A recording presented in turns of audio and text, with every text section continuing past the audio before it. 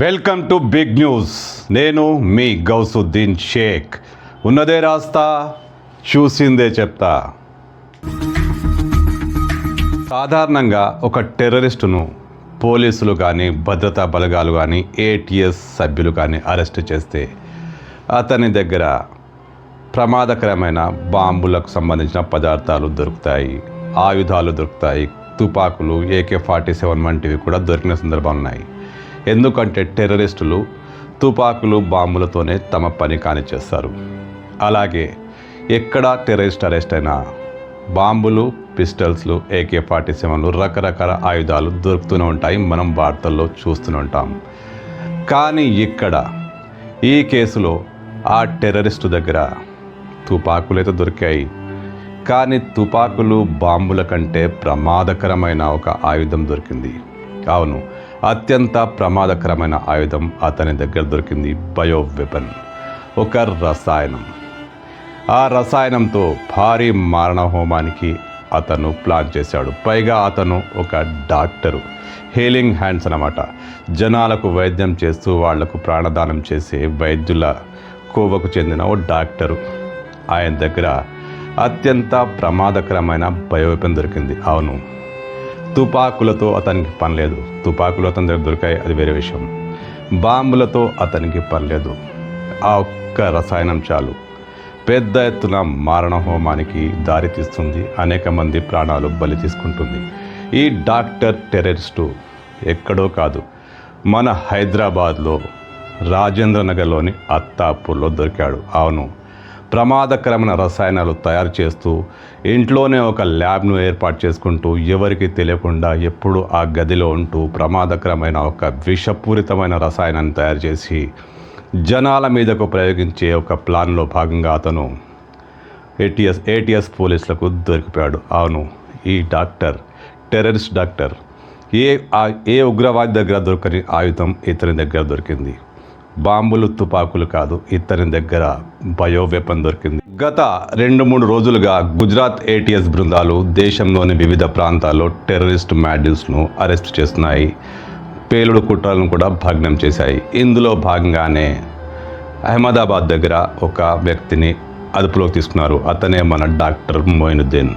అతను అనుమానాస్పదంగా కనిపించడంతో అతని బ్యాగు తనిఖీ చేశారు. దాంట్లో తుపాకుల విడి భాగాలు కనిపించాయి. అతను టెర్రరిస్ట్ అని దాదాపు డిసైడ్ అయిపోయారు. మరింత లోతుగా తనిఖీ చేస్తే అతని బ్యాగులో ఒక వాటర్ బాటిల్ దొరికింది. ఆ వాటర్ బాటిల్ కదా అని మొదటగా లైట్ తీసుకున్నారు. కానీ ఆ బాటిల్పై ఎందుకో అనుమానం వచ్చింది.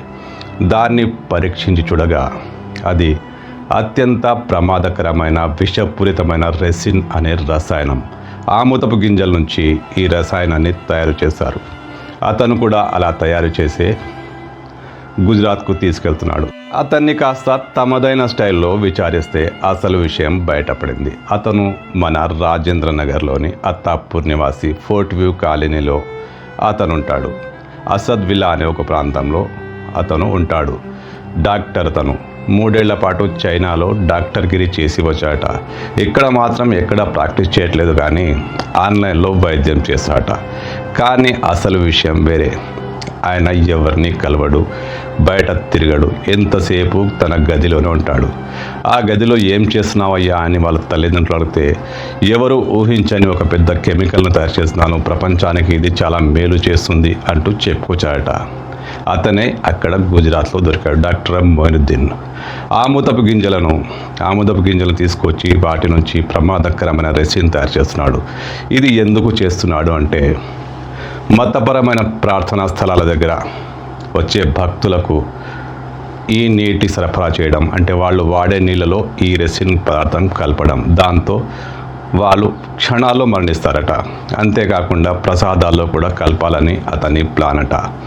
అత్యంత భయంకరమైన ప్లాన్తో ఇతను ఏటీఎస్కు దొరికిపోయాడు.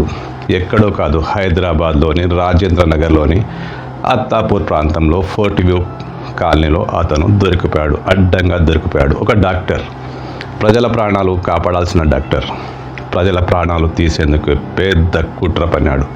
అతన్ని ఇప్పుడు లోతుగా విచారిస్తున్నారు. అతనికి ఐసిస్తో సంబంధాలున్నాయని చెప్తున్నారు.